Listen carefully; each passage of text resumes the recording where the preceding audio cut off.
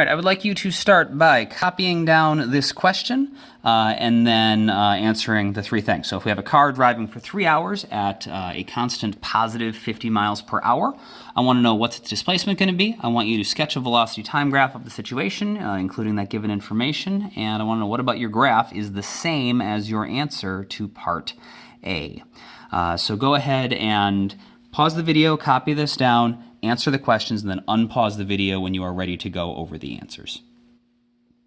Okay, so we'll start with the displacement. We can calculate this really quickly. We figured out a while ago that the constant velocity equation is just the displacement over the change in time. The constant velocity equation looked just like the average velocity equation because if your velocity is constant, your average velocity just is the same as your velocity at all points. And so velocity is displacement over change in time if we have a constant velocity.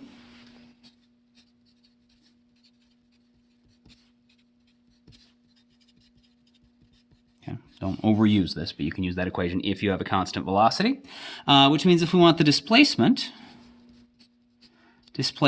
has got to be velocity times the change in time. And so our velocity was positive 50 miles per hour, and our time was 3 hours. Multiply those together, our hours cancel out, and we get positive 150 miles. Many of you might have been able to intuitively figure that out without needing to remember our equation, because if something is going at 50 miles an hour, it goes 50 miles each hour. And so in the first hour, it goes 50 miles. In the second hour, it's going to be at 100. And then in the third hour, it's going to go 50 more and be at 150. And so if you could intuitively figure that out, that's okay. But this is how we could show it if we wanted to using an equation or if you couldn't figure out how to do it. The graph, I asked you to sketch the velocity time graph. So velocity always goes on our y-axis. Time goes on our x-axis. We wanted to include the given information, so the numbers, and so our velocity was 50 miles per hour. The right way to do this is put the 50 on the graph and then put the unit on the axis, just like we would if we were putting this into like our lab notebook or something. And then the time is, we know that takes 3 hours, so our time is in hours. And the car is just going at positive 50 miles an hour for the entire 3 hours, and so it's just going to stay. It's going to be 50 miles an hour the entire time, so we're just going to have a constant value here until we get to our 3 hour mark. And then we don't actually know what was happening before or afterwards.Maybe the car had been driving for a couple hours before that. Maybe it took off from rest. We don't know. And so we can't draw anything about what happened before this. We don't know if it went up to 50 or down to 50 or was already driving at 50. We also don't know what happens after the 3 hour mark. We don't know if it like suddenly stops or it suddenly starts going faster or something. And so we can only draw what we have. And then the last question was to figure out what about your graph is the same as your answer to part A. And if you actually did not get the 150 and did not get a graph that looks like this, I'd like you to pause the video again and try to answer part C again, and then unpause the video when you're ready. Okay, so the thing about this graph that matches this answer, the thing about this that is 150, is that if you look at our graph, it makes a rectangle, and the area of that rectangle is 150, because the area is just base times height.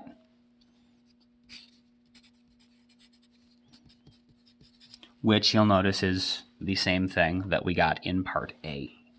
And so it looks like the area on a velocity time graph, if we fill in the area that it makes, that should give us the displacement. Which might seem a little weird, but if we look at the equation, it makes sense. The way you find the area of a rectangle is you multiply base times height. Well, the base is how much time there was passed, and the height is the velocity. And look at this. If we multiply the time times the velocity, the base times the height, we get the displacement.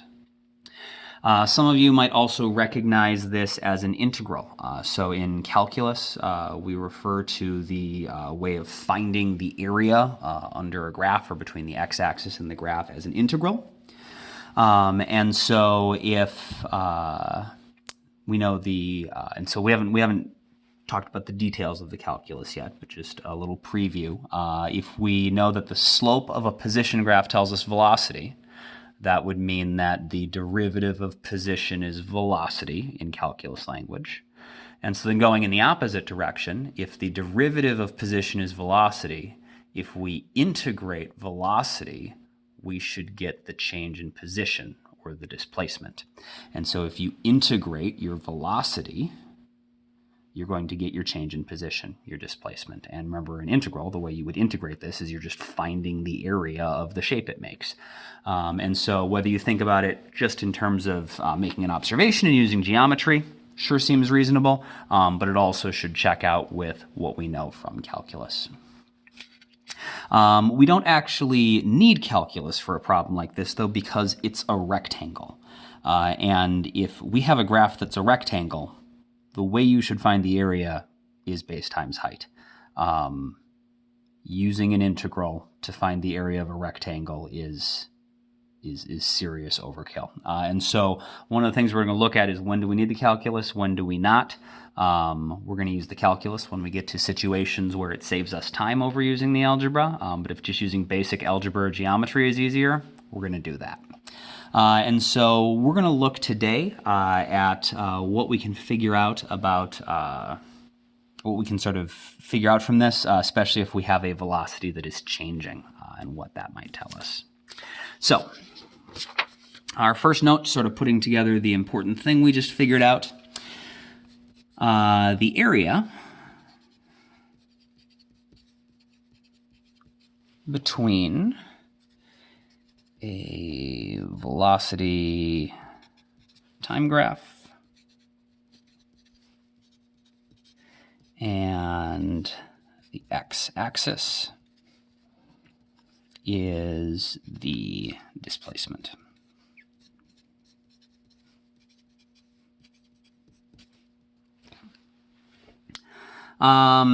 Here we had a positive displacement. We might think about what would happen if we were going to have what a negative displacement would be. So to have a negative displacement, we'd have to have a negative velocity, which would mean that our velocity value would actually, instead of being up in the positive region, instead of being positive 50 here, would be down on the bottom. And so when we fill in our rectangle, it would be below the x-axis. And so the area between the velocity time graph and the x-axis is the displacement. If the area is above the x-axis,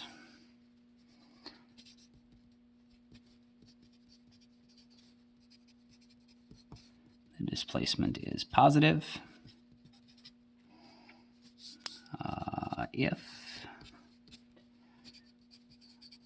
area is below the x-axis,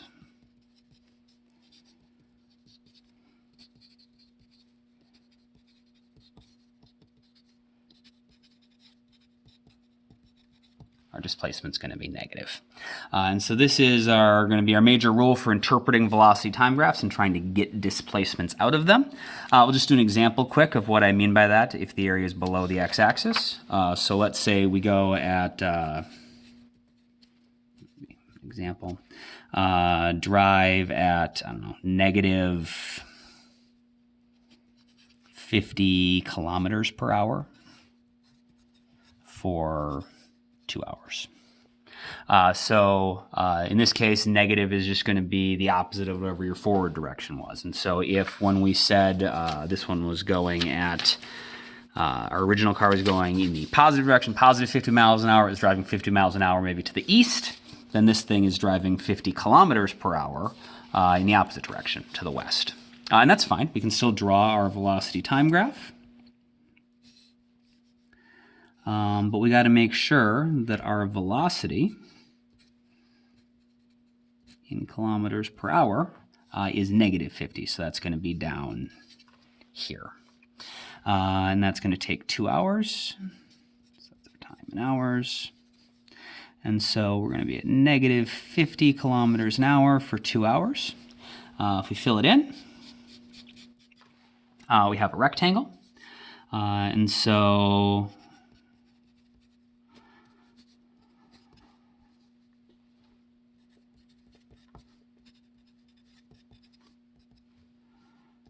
it's going to be the base times the height, which is, of course, change in time times the velocity. So that is going to be our 2 hours times our negative 50 kilometers per hour, which is going to be negative 100 kilometers. And so, or you could just think of it as the area equals 2 times 50, which is 100. It's below, so our displacement is going to be negative 100 kilometers. Okay. Either way works, gives us the exact same answer. I know this seems sort of ridiculous to write down the equation for the area of a rectangle. We're building up to more complicated shapes, and so please do jot this down because we're going to look at more and more complicated stuff. All right, so the next situation is what if instead of just driving at a constant velocity like our first two problems, what if our car is changing velocities? What if we accelerate uniformly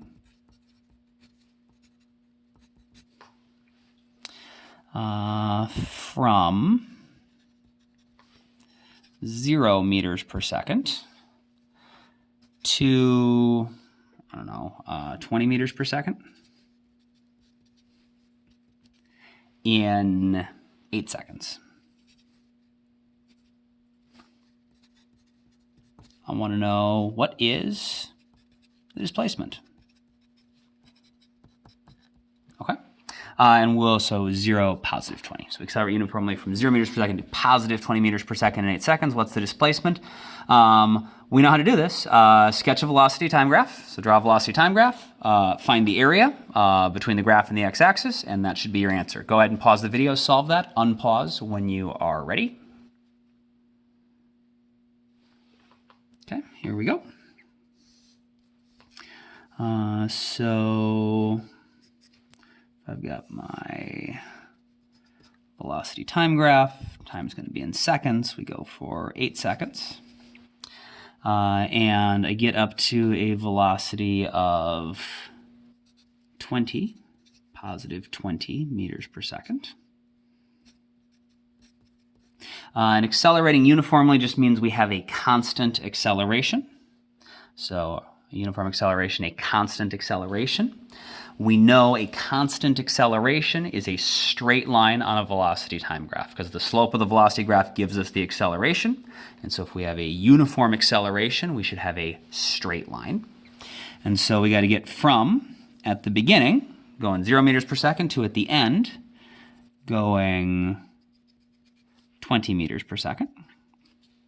And so our graph should look like that. And so in this case, the area is a triangle.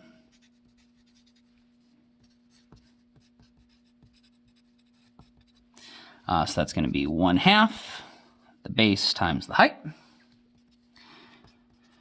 Our base is, it's 8 seconds wide. The height is that it is positive 20 meters per second tall, or we just do 20 meters per second tall. So 1/2 of 8 is 4, times 20 is going to be 80 meters. And since our area is above the x-axis, that's got to be a positive 80 meters. And so that works. We'll do one more, sort of the most complicated thing I could have that still has a uniform acceleration. So we're still going to have a constant acceleration, but let's say instead that we are driving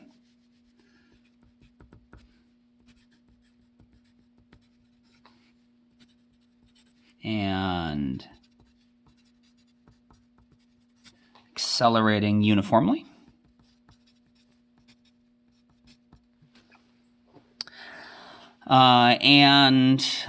Between, driving and accelerating uniformly.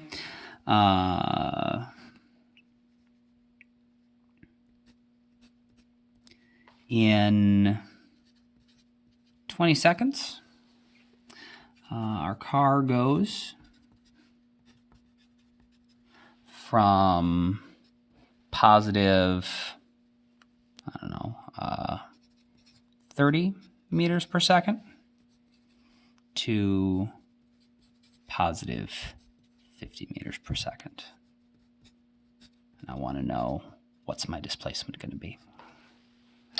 Once again, draw a velocity time graph, figure out the area, and use that to find the displacement. Pause the video, solve the problem, unpause when you are ready to go over the answer.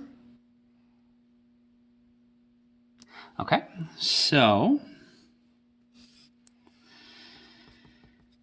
we know it takes 20 seconds, so this is going to be in seconds. And we go from positive 30 to positive 50 meters per second. So my velocity is in meters per second, 10, 20, 30, 40, 50. We start at 30, and we end 20 seconds later at 50. And so if we connect these, we know it's got to be a straight line because we have a uniform acceleration, we have a constant acceleration, and we figured out, again, constant acceleration is a straight line on a velocity time graph because we got to have the same slope the entire time. And if we shade this in, that is a trapezoid. And so the area of a trapezoid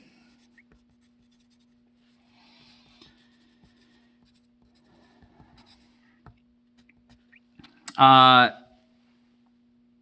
think in math class they always call it, you do like base 1 plus base 2 over 2, so you're taking the average of the bases times the height. That's because in math class they usually draw the trapezoids like this, where the two parallel parts are up and down, or I'm sorry, are horizontal. Since our parallel sides are vertical, we're just going to rewrite that equation a little bit. The area of a trapezoid is going to be the average of the heights. Height 1 plus height 2 over 2 times the base. And so height 1 is going to be 30 meters per second. Height 2 is 50 meters per second. I want to do height 1 plus height 2 divided by 2, so we're finding the average height, times the base. The base is 20 seconds wide. And so we're going to have positive 30 plus positive 50. Or I guess since we know what the sign's going to be because we're just doing geometry, and since it's above the x-axis, we'll put the plus sign on at the end. So 30 plus 50 is 80. Over 2 is going to be 40 meters per second times 20 seconds. So that's going to be 800 meters. And again, because our area is above the x-axis, that should be positive. And if we are dealing with a uniform acceleration, the trapezoid is the most complicated shape we can get. In fact, both of the other shapes we did are technically trapezoids. So a rectangle is just a trapezoid where both of the heights are the same. And this triangle that we did is just a trapezoid where one of the heights is 0. And so the most general situation is dealing with a trapezoid. And so we're going to see if we can turn this into a more general equation. If we think about what this equation was telling us, h1 plus h2 over 2 times the base. So for constant acceleration,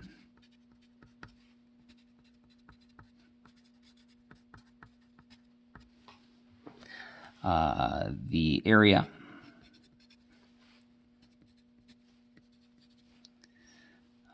can be described with a trapezoid.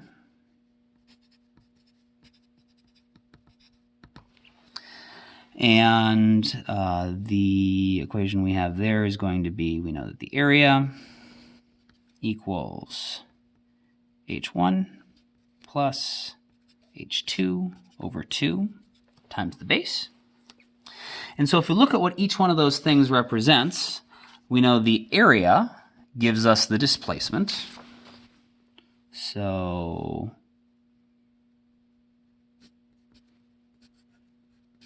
it's the displacement. Height 1.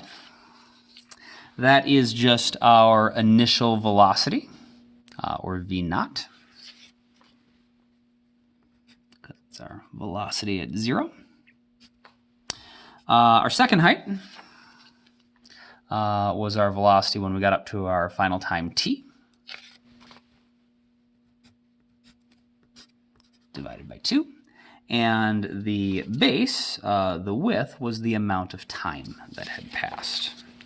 And so we can get the equation, a general equation that is going to work for any situation where we have a changing velocity but a acceleration that is still constant. You can find the displacement by taking the initial velocity plus final velocity divided by 2 and multiplying it by the amount of time that has passed. And so, just put a little note here. As long as acceleration is constant, exclamation point. Okay, that's true as long as your acceleration is constant.